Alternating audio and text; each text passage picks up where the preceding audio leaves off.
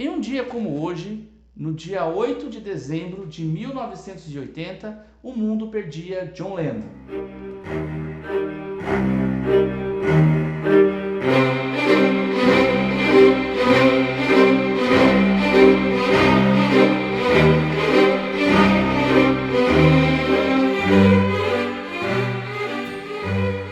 John Lennon, ao chegar no seu apartamento, vindo de um estúdio com a sua esposa Yoko Ono, ele foi abordado por Mark David. Mark David, de 25 anos, era um fanático religioso e não aceitava a posição do John Lennon em relação a Deus, né, em relação à religião.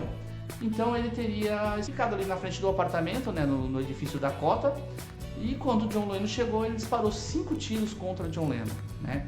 Nesses 5 ele errou o primeiro e os outros 4 ele acertou John Lennon, e ele acertou a veia aorta, né, do John Lennon, né? Então um dos tiros acertou a veia aorta do John Lennon. Então ele perdeu muito sangue, foi levado para o hospital, mas chegou já no hospital declarado morto no hospital. Ele se entregou ali mesmo, ele sentou, ele se entregou para a polícia. O porteiro do prédio ainda perguntou: "Você viu o que você fez?"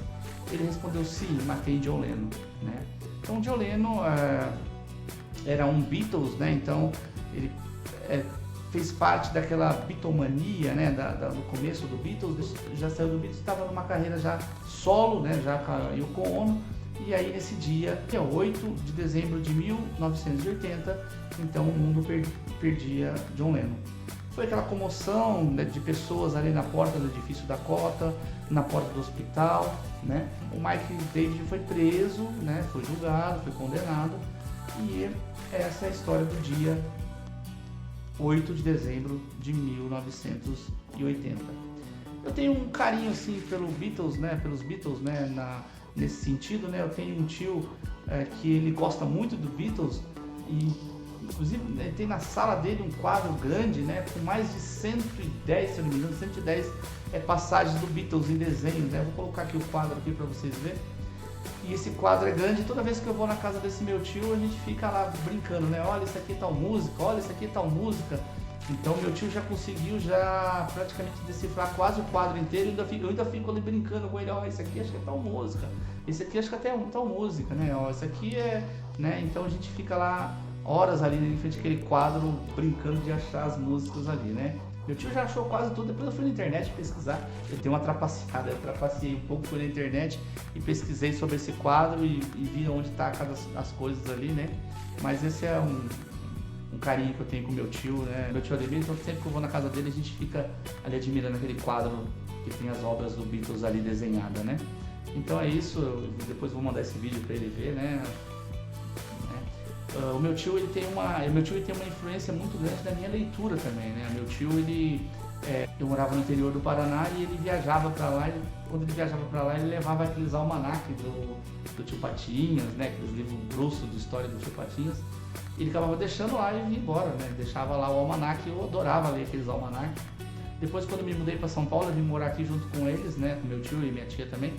E aí ele tinha a coleção da Barça, né? Então quem é da geração aí antes do Wikipedia, né? Antes da internet, antes do Google, né? A gente tinha uma coleção chamada Barça, né? Então meu tio tinha essa coleção. Eu pesquisava muito ali sobre algumas coisas, sobre curiosidades, né? Na Barça tinha muito isso. Meu tio gostava muito também de Sidney Sheldon, gostava muito de Agatha Christie também ali, tinha as coleções também. Então foi daí que eu comecei a pegar mais o gosto da leitura também. Então eu tenho sim um carinho com esse meu tio também, que foi através disso, que foi através dessas coisas simples que a gente pega o gosto de leitura, né? Então no caso deles o almanac, né, do Tio Patinhas ali que ele levava, né, aquele almanac, né, das histórias em quadrinho.